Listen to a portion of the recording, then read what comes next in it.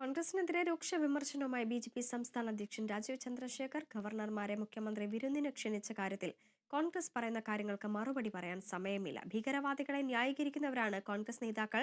മുണ്ടെടുക്കുന്നതിനെക്കുറിച്ചും തനിക്ക് കേരള രാഷ്ട്രീയം അറിയില്ലെന്നുമൊക്കെയുള്ള പ്രതിപക്ഷ നേതാവ് പറയട്ടെയെന്നും കോൺഗ്രസ് പറയുന്ന കാര്യങ്ങളെ പിന്തുടർന്നാൽ അത് തലവേദനയാകുമെന്നും രാജീവ് ചന്ദ്രശേഖർ പറഞ്ഞു.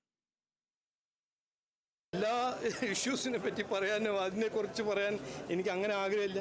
ജനങ്ങളുടെ കഷ്ടങ്ങളോ ജനങ്ങളുടെ പ്രശ്നങ്ങളോ പരിഹരിക്കാണ്ട് നടക്കുന്ന ഓടുന്ന തുള്ളിച്ചാടുന്ന ഭീകരവാദികളെ ന്യായീകരിക്കുന്ന ആരാണെന്ന് നമുക്കറിയാം.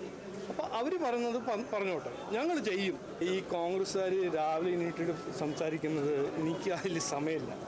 അവരൊരു ദിവസം പാകിസ്ഥാനി ഭീകരവാദികളെ ന്യായീകരിക്കുന്നു, പിന്നെ അത് ഇവിടെ നിർത്തിയിട്ട് അവിടെ കർണാടകയിൽ കോൺഗ്രസ് മന്ത്രികൾ അത് പറയുന്നു. ഇതിങ്ങനെ അവർ പറയുന്നത് ഇങ്ങനെ ഫോളോ ചെയ്താൽ നമുക്ക് എല്ലാവർക്കും ഒരു ഭയങ്കര തലവേദനയായിരിക്കും ഞാൻ കാണുന്നത്.